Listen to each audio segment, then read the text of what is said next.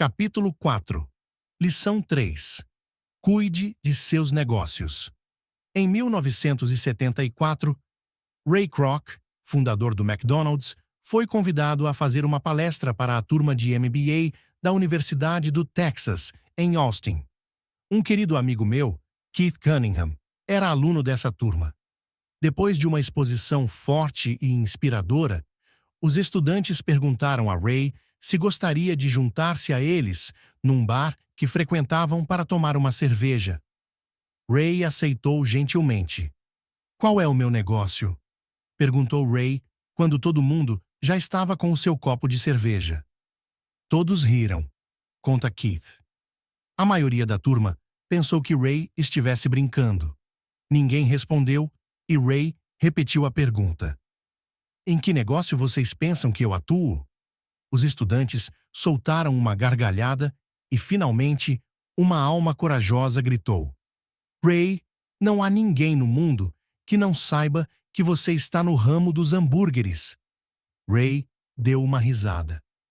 "Achei que vocês fossem responder isso mesmo." Fez uma pausa e disse rapidamente: "Senhoras e senhores, eu não atuo no ramo de hambúrgueres. Meus negócios são imóveis." Keith conta que Ray passou um bom tempo explicando seu ponto de vista. Em seu plano de negócios, Ray sabia que o principal foco era a venda de franquias de hambúrguer, mas nunca perdeu de vista a localização de cada franquia. Ele sabia que os imóveis e sua localização eram o mais importante fator de sucesso de cada franquia. Basicamente, a pessoa que comprava a franquia estava também comprando, o terreno em que se situava a franquia da organização de Ray Kroc. O McDonald's é hoje o maior proprietário individual de terrenos no mundo, superando até a Igreja Católica. Atualmente, o McDonald's é proprietário de alguns dos cruzamentos e esquinas mais valiosos, não só dos Estados Unidos, como também de outras partes do mundo. Keith diz que essa foi uma das mais importantes lições que recebeu em sua vida. Atualmente, Keith é proprietário de lava-carros, mas seu negócio são os terrenos que estão por baixo desses lava-carros. O capítulo anterior terminou com diagramas ilustrando que a maioria das pessoas trabalha para todo mundo, menos para elas próprias. Elas trabalham, em primeiro lugar, para os donos das empresas, depois para o governo ao pagar impostos e, finalmente, para o banco onde fizeram a hipoteca. Quando garoto, não havia nenhum McDonald's por perto. Contudo, meu pai rico ensinou a mim e a Mike a mesma lição que Ray Kroc deu na Universidade do Texas. É a lição 3 dos ricos. O segredo é: cuide de seu negócio. As dificuldades financeiras são muitas vezes o resultado direto de se trabalhar toda a vida para outras pessoas. Muita gente chegará sem nada ao fim de sua vida de trabalho. Novamente, uma imagem vale 1000 palavras. Aqui está o diagrama da demonstração de renda e do balanço que descrevem o conselho de Ray Kroc. Nosso atual sistema de ensino se concentra em preparar a juventude para os empregos por meio do desenvolvimento de habilidades acadêmicas. Suas vidas girarão em torno de seus salários, ou, como mostrado anteriormente, na coluna da renda. Depois de desenvolvidas as habilidades acadêmicas, os estudantes vão para níveis mais elevados de ensino, a fim de desenvolver suas habilidades profissionais. Eles estudam para tornar-se engenheiros, cientistas, cozinheiros, policiais, artistas, escritores, etc. Suas habilidades profissionais lhes permitirão ingressar na força de trabalho e trabalhar por dinheiro. Há uma grande diferença entre sua profissão e seu negócio. Muitas vezes, pergunto às pessoas: "Qual é o seu negócio?" E elas respondem: "Sou banqueiro." Então lhes pergunto se eles são donos do banco. Em geral respondem: "Não, eu trabalho para o banco." Nesse caso, está se confundindo profissão com negócio. Sua profissão pode ser a de banqueiro, mas elas ainda não são donas do negócio. Ray Kroc sabia claramente a diferença entre sua profissão e seu negócio. Em uma época, ele vendia misturadores de milkshake e pouco depois vendia franquias de hambúrguer.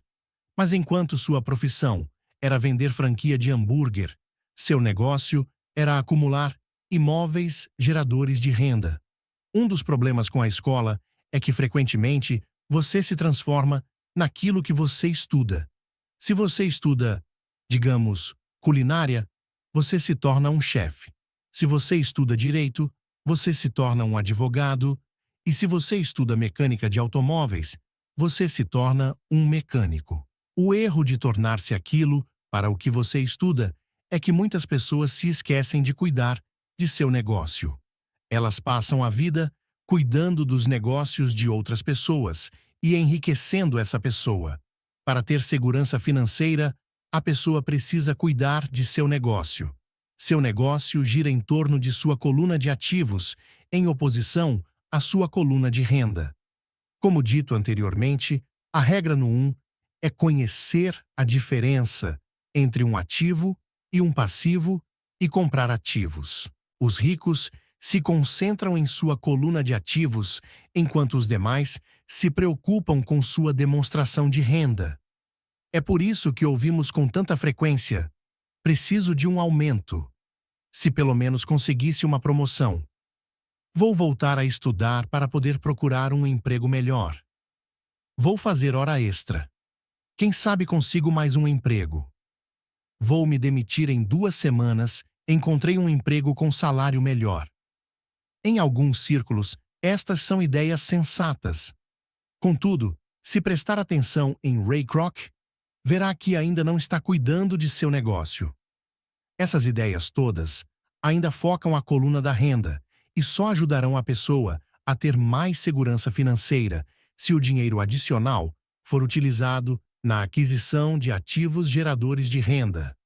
A principal razão pela qual pobres e classe média são conservadores, do ponto de vista financeiro, o que quer dizer, não posso me arriscar, é que eles não têm um embasamento financeiro. Apenas agarram-se a seus empregos. Fazem o que é seguro. Quando o corte de pessoal se tornou a coisa a ser feita, milhões de trabalhadores descobriram que seu chamado maior ativo, sua residência, os estava comendo vivos. Seu ativo, chamado de casa, ainda lhes custava dinheiro a cada mês. Seu carro, outro ativo, os devorava. Os tacos de golfe guardados na garagem e que tinham custado $1.000 já não valiam isso. Sem segurança no emprego, não tinham nada a que recorrer. O que eles pensavam que eram ativos não os podia ajudar a sobreviver em uma época de crise financeira. Imagino que todos nós já tenhamos preenchido uma ficha de cadastro para solicitar um financiamento bancário para comprar um imóvel ou um automóvel. É bem interessante olhar para o item patrimônio líquido. É interessante porque é isso que os bancos e as práticas contábeis aceitam como ativo de uma pessoa.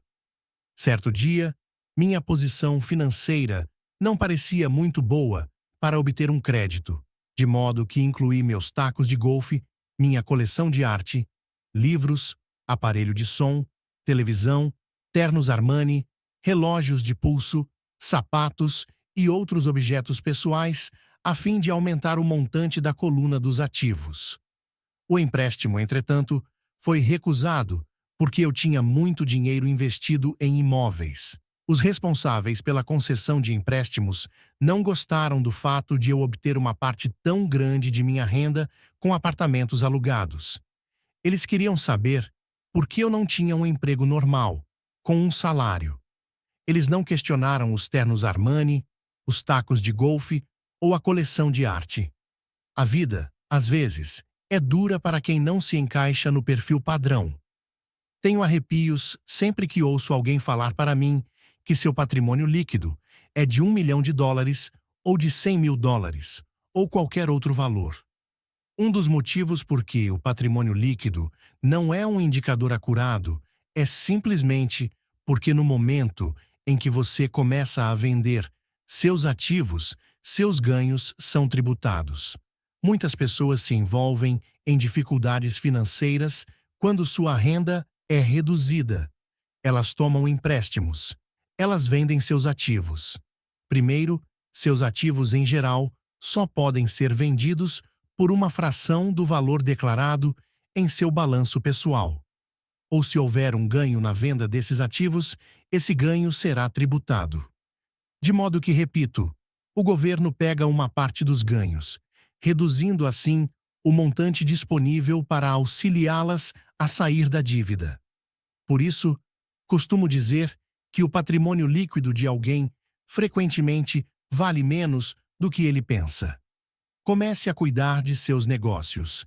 Fique no seu emprego, mas comece a comprar ativos reais, não passivos ou objetos pessoais que não têm valor real, uma vez que você os leva para dentro de casa.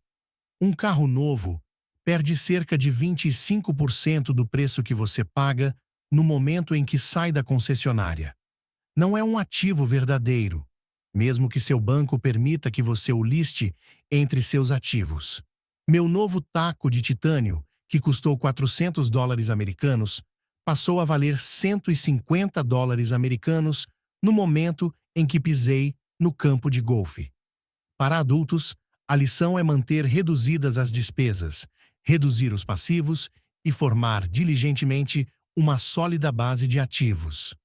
Para os jovens que ainda não saíram de casa, é importante que seus pais lhes ensinem a diferença entre ativos e passivos. Faça com que seus filhos comecem a construir uma firme base de ativos antes que saiam de casa. Casem, comprem casa, tenham filhos e se encontrem em uma situação financeira difícil, agarrando-se a um emprego e comprando tudo a crédito. Vejo muitos jovens casarem e se verem aprisionados em um estilo de vida que não lhes permite sair do atoleiro das dívidas durante a maior parte dos anos de trabalho. Frequentemente, quando o último filho sai de casa, os pais constatam que não se prepararam adequadamente para a aposentadoria e começam a tentar pôr de lado algum dinheiro. Então, seus próprios pais adoecem e eles se deparam com novas dificuldades. Qual o tipo de ativo que sugiro a você ou a seus filhos adquirirem? No meu mundo, ativos reais se agrupam em várias categorias diferentes. Primeiro, negócios que não exigem minha presença. Sou o dono deles, mas eles são administrados por outras pessoas. Se eu tiver de trabalhar neles, não é um negócio. Torna-se uma profissão. 2 ações. Terceiro, títulos. 4, fundos mútuos. 5, imóveis que geram renda. 6, promissórias. 7, royalties de propriedade intelectual, como música, escritos, patentes. 8, tudo o que tenha valor, gere renda, ou se valorize, e tenha um mercado líquido. Quando garoto, meu pai instruído me incentivava a procurar um emprego seguro. Meu pai rico, por outro lado, me incentivava a começar a adquirir ativos que me agradassem. Se você não gostar deles, você não cuidará deles. Comecei a adquirir imóveis simplesmente porque adoro prédios e terrenos. Gosto de comprá-los. Poderia buscá-los o dia todo.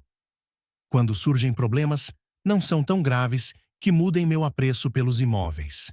Pessoas que detestam imóveis não deveriam comprá-los. Adoro ações de pequenas empresas, especialmente aquelas que estão iniciando suas atividades. A razão é que eu sou um empreendedor, não um homem da grande empresa. Quando jovem, trabalhei em grandes organizações, como a Standard Oil, da Califórnia, a Marinha dos Estados Unidos e a Xerox Corp. Apreciei o tempo que lá passei e tenho boas lembranças, mas eu sabia lá no fundo que não era um homem de organização. Gosto de iniciar empresas, não de dirigi-las. Então compro, em geral, ações de pequenas empresas e, às vezes, até inicio a empresa e depois a levo ao mercado. Podem-se fazer fortunas com a emissão de novas ações e eu gosto desse jogo. Muitas pessoas têm medo de pequenas empresas e as consideram arriscadas, e de fato o são. Mas o risco sempre é diminuído se você gostar daquilo em que está investindo, entendê-lo e conhecer o jogo. Com pequenas empresas, minha estratégia é de investimento. É desfazer-me das ações no prazo de 1 ano. Por outro lado, minha estratégia para os imóveis é começar com pouco. Depois, trocá-los por imóveis maiores e, portanto, adiar o pagamento dos impostos sobre os ganhos. Isto permite que seu valor aumente acentuadamente. Costumo ficar com os imóveis menos do que 7 anos. Durante anos, mesmo quando estava na Marinha ou na Xerox, fiz o que aconselhava meu pai rico. Fiquei no meu emprego, mas ainda assim cuidava dos meus negócios. Estava atento à minha coluna de ativos, negociava com imóveis e ações. Pai rico sempre destacava a importância da alfabetização financeira. Quanto melhor eu entendesse a contabilidade e a gestão do dinheiro, melhor eu poderia analisar investimentos e, por fim, construir minha própria empresa. Eu não incentivaria ninguém a iniciar uma nova empresa a menos que realmente o desejasse. Conhecendo o que conheço quanto à direção de uma empresa, não recomendaria a tarefa a ninguém. Em certos casos, quando a pessoa não consegue um emprego, iniciar uma empresa pode ser uma solução. As chances, entretanto, são adversas. 9 entre 10 empresas quebram em 5 anos. Das que sobrevivem aos primeiros 5 anos, 9 entre cada 10 também quebram. Se você realmente tem o desejo de ter sua própria empresa, vá em frente. Se não for esse o caso, fique no seu emprego e cuide de seus negócios. Quando digo cuide de seus negócios, refiro-me à formação e à manutenção de uma sólida coluna de ativos. Se $1 entrar nela, nunca o deixe sair de lá.